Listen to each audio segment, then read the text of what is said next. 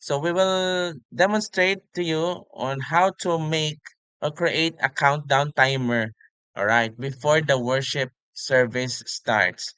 No? So inuulit po natin na gagawa po tayo ng 5-minute countdown, no? Na kung saan kailangan itong i-ere bago magsimula yung worship service. So madali itong gawin. Alright, so on your free show, click the new show. Okay, so type na natin itong pamagat which is countdown. Okay, so maglagay na lang tayo ng 5-minute countdown para mas madali. Now, click the empty show. Click empty show. So ito na po yung empty show na tinatawag. Yan. So go to edit countdown.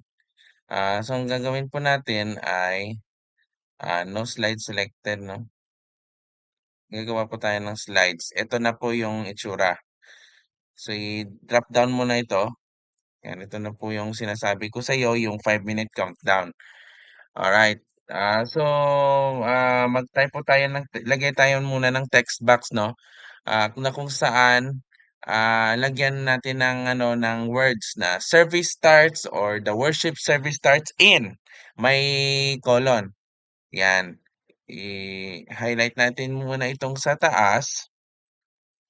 Then click text box o mag-change tayo ng font. Kung gusto mong mag-change ng fonts, para sa akin depende talaga sa gusto ng supervise ng pastor, no, o church management. Para sa akin, mahirap talaga hanapin ng ano. O sige, bahala ka na kung anong para sa akin, temporary ito. Yan.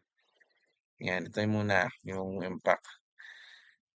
This is a 5-minute countdown, di ba? Right. Kung gusto mong maglagay ng ano, ng background, no? Pwede.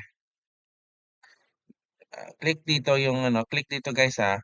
Kung gusto mo green, ayan mas maganda green lalo-lalo na kung may mangyayaring ano, yung tinatawag na chroma key.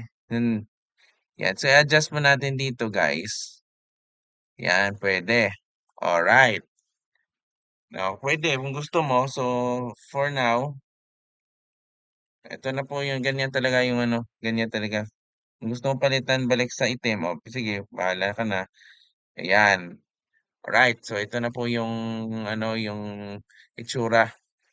Adjustan natin yung ano, pero mas maganda ipalakihin itong ano 5-minute na numbers, lalo na sa mga kapatid natin yung mga matanda, no? Kasi hindi makita yung mga words. So recommended na palakihin itong ano ah, ah, yung letters, no, 'di ba?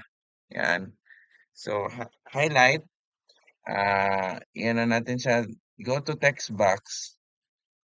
I-ano natin siya i-size. Ayan, the worship service starts in. Then go back to ano tayo. Go back po tayo sa ating story. So ito na po yung ano, go to shows. So i-ano natin siya ipa-play. Subukan natin siyang i-play sa ano. Yan. Itong resulta. Yan. Pero mas maganda pag lagyan mo ng ano ng background, no, 'di ba? Para mas may mga palamuti. So I hope na ma-enjoy mo itong free show worship software ha. Kasi malaking tulong talaga ito sa ministry, no, lalo-lalo na kapag may mga service, 'yan. O kung gusto mo lagyan ng ano, ito yung mga backgrounds, no. File location lang po. That's all for today, guys. Maraming salamat sa inyong panonood and see you again for the next video. Goodbye everyone and God bless you.